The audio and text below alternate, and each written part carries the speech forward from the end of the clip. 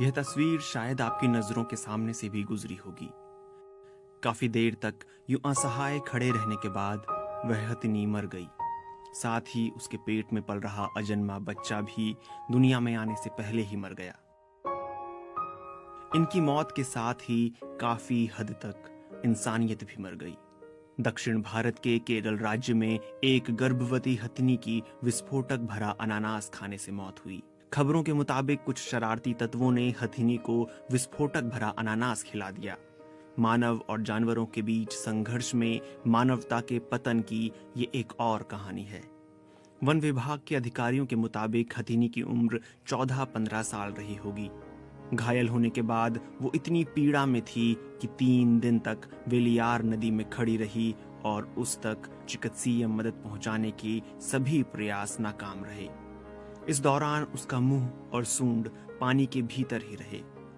Silent valley national park Palakkad के wild life warden Samuel पचाव ने BBC Hindi से कहा कि उन्हें वो जगह नहीं मिली है जहां हथिनी घायल हुई थी। वो सिर्फ पानी ही पी रही थी। शायद इससे उसे कुछ राहत मिल रही होगी। उसके पूरे जबड़े को दोनों तरफ गंभीर चोट पहुंची थी। उसके दांत टूट गए थे। पलक्कड़ जिले के मन्नारकड़ इलाके के वन अधिकारी सुनील कुमार ने बताया कि वन विभाग के अधिकारियों को यह हथिनी 25 मई को मिली थी, जब यह भटक कर पास के खेत में पहुंच गई थी। शायद वो अपने गर्भ में पल रहे बच्चे के लिए कुछ खाना चाह रही थी।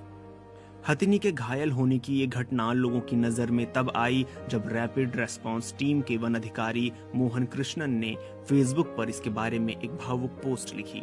उन्होंने अपनी पोस्ट में लिखा कि घायल होने के बाद हथिनी एक गांव में भागते हुए निकली, लेकिन उसने किसी को भी चोट नहीं पहुंचाई।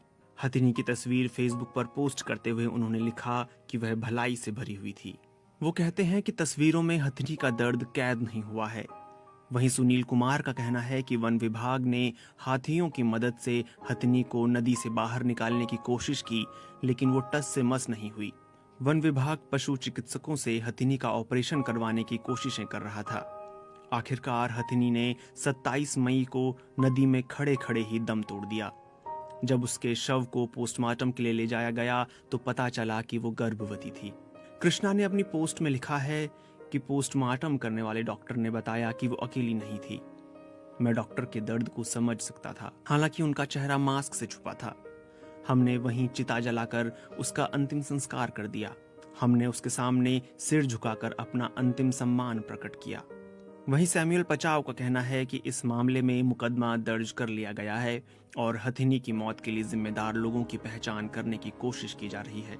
नीलांबूर वन क्षेत्र में जानवरों और मनुष्य के बीच संघर्ष कोई नई बात नहीं है। ये वन क्षेत्र केरल के मल्लापुरम और पलक्कड़ जिलों के 4 वन क्षेत्रों से लगा हुआ है। पचाव कहते हैं कि पहले भी लोगों और जानवरों के बीच संघर्ष के मामले सामने आते रहे हैं, लेकिन ये पहली बार है जब किसी हाथी को इस तरह विस्फोटक से घायल किया गया हो।